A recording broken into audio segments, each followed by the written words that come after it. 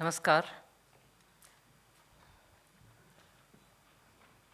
All the eminent people on the dais and also the fond and eager audience. Thank you very much for having me here, and thank you, Vikram, for giving me this honor of being with you. And I think, as you always say, superior forces are always at work. So when the books got distributed, you were running short of a book, but then that gave me an opportunity that we could share it. The author sharing with somebody who's just here to perform a small task of thing, unveiling the book.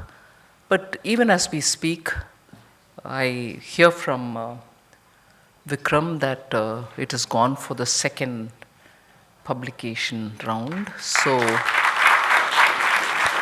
20,000 books, 20,000 copies have already been eagerly taken by the readers. So many more 20,000s is my wish. And this is a book which is not going to be just bought with or without the signature of the author. It will be bought and read. And I have had the opportunity to read it because an advance copy was given to me. It just flows.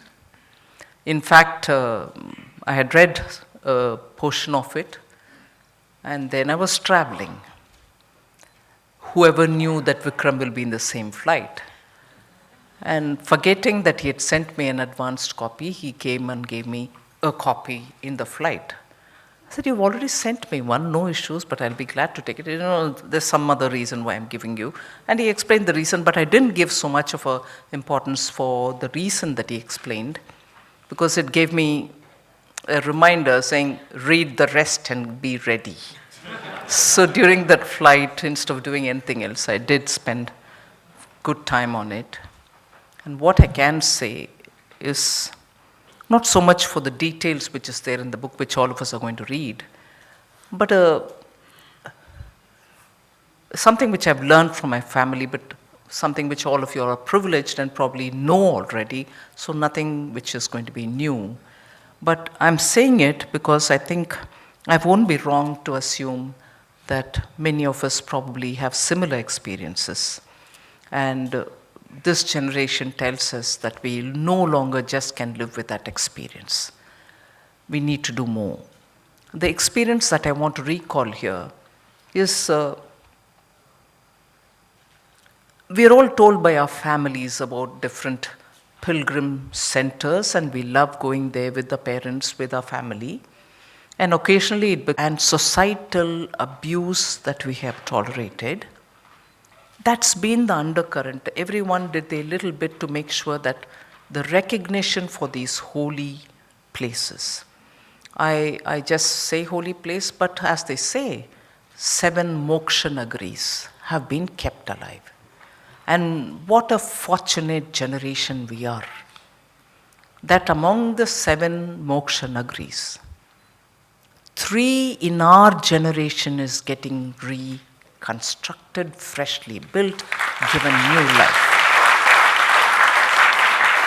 The 7 moksha nagaris, I'm sure all of you know, and the 3 I'm referring to are Ayodhya, Kashi, and Ujjain. Resurrection has happened, reconstruction has happened, cleaning up has happened, Punaruthan has happened. And the lives of those great living gods, that's what we think about our gods in the Moolasthana. The Moolasthana of Hindu temples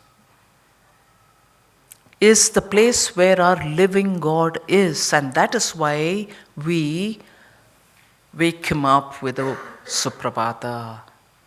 We give him early morning something to start the day with, small thing. Like if you go to Nath Dwara, the Pushti Margis do it so beautifully. They wake him up with little songs and give him some, just little butter, just little some fruit, because he's a baby. And then you bathe him with all the ceremonial oils anywhere.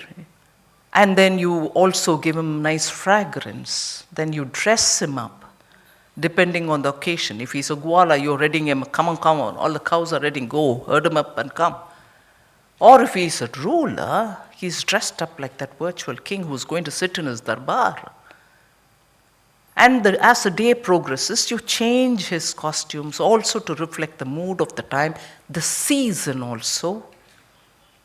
And then you ready him each time with a beautiful arti which links you to something which is beyond expression. And that's why when you stand there, and each temple has its own way.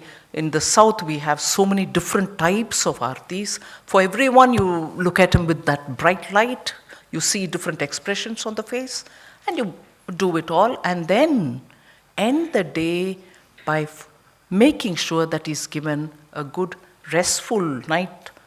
So you take him and lay him to his bed, and then keep some eatables just in case he's going to be hungry in the night. The reason why I'm elaborating this, when Vishnu Shankar Jain ji says, a temple is a temple is a temple always, it's because our living supreme being is inside it.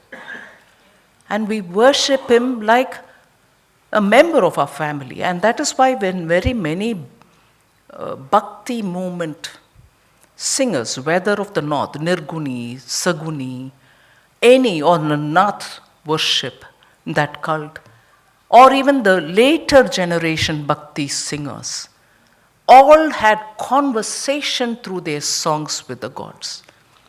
They adored him, they worshipped him, they were angry with him. They also communicated with him about their day-to-day, yet wanting to reach the moksha, to be in his company. That even the commonest citizen, nowadays of course I can't assure, but commonest citizen would ultimately say, please, give me anayasya maranam.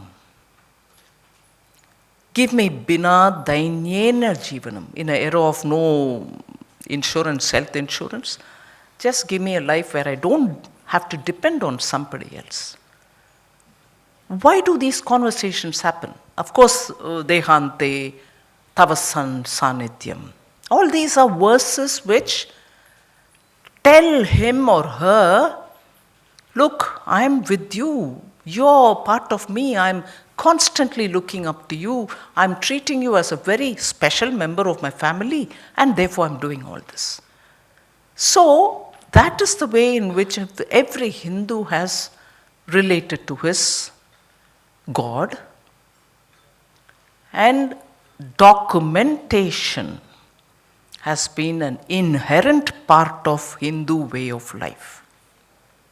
I'm bringing in too many factors. I'm sure each one of you will be looking at various different aspects of it. I'm just sort of here to put it. I'm not talking about the book, but I'm talking about something which has made this book special for all of us. And therefore, I'm trying to arrive at that. So documenting is one feature, other than the Moksha Nagari feature, other than the feature with which we are establishing, that's the living connect. The documenting part of it. Stones all over India speak about our gods. There's no doubt. Even in Tamil Nadu, wherever they dig for some secular purpose, building a tank, road, drainage, you dig it up, you get murtis of Bhagwan. You get stones which tell about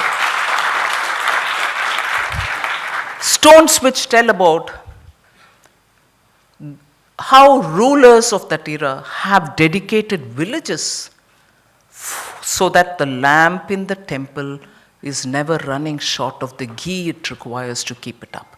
In the south, it's also nalana, which is tilka tel. It's also a question of how these stones tell you that the main temple, let us say, was built by my father, so-and-so Raja, the Raja, whoever. But I'm here as a humble servant building this 1,000-pillared mandapa. He would say that. So documentation in the era of etching on stones happened as much as talapatras, copper plates, or the palm leaf inscription. Documentation happened. And prior to the documentation period, the oral narration. We started with the eminent Veda Pandits reciting. It had a certain intonation, it had a certain comma, a certain full stop. You couldn't do anything but go on rigorously repeating it. But many of them do have mentions about these ancient temple sites. Today, imagine, these are the citations which are coming into our secular courts. That era, this is the mention, please go check it up. And that era, these were the mentions, and those were mentioned even by the Chinese scholar who came here, the Parsi scholar, or the Persian scholar who came in here, and so on. So, that tradition of maintaining oral, written, stone-etched, or palm leaf, or copper plates, have all continued till about, let us say, the 11th century. Post which, about 800 years, I'm sure we kept up the tradition, but we don't know where they were scattered. One surprising revelation about late 15th century for me came from a book that I was reading. I'm going on this point of documentation. A book that I was reading on Sri Vallabhacharya. Before his birth, his parents were in Kashi because his father wanted to get more knowledge from the Kashi Pandits. Otherwise, they were from Andhra Pradesh. When I say Andhra Pradesh, largely the same Krishnadevaraya empire. They had gone there. The mother was pregnant, she was about to deliver, maybe a month or later. There was panic in Kashi. They were requested, like very many others who had come from different parts of the country, to get out of Kashi somehow or else you'll be dead. Vallabhacharya's parents leave, cross the wild jungles, cross some river. That detail the book doesn't go into, but they say this is how they were running for life. And this almost about to deliver mother was also running along. And he was born in the thick forest. And the mother or the couple decide that they cannot carry him any forward. The newborn child wraps him in a piece of cloth, probably her sari pallu, and stuffs him into a tree trunk. And they continue running. The mother doesn't know whether she should grieve or whether she's doing the right thing. And something draws her back to the child. The next morning she says, I have to go. You want to go away? Go. I'll have to see my child. And after she reaches that tree, lo and behold, the child was alive.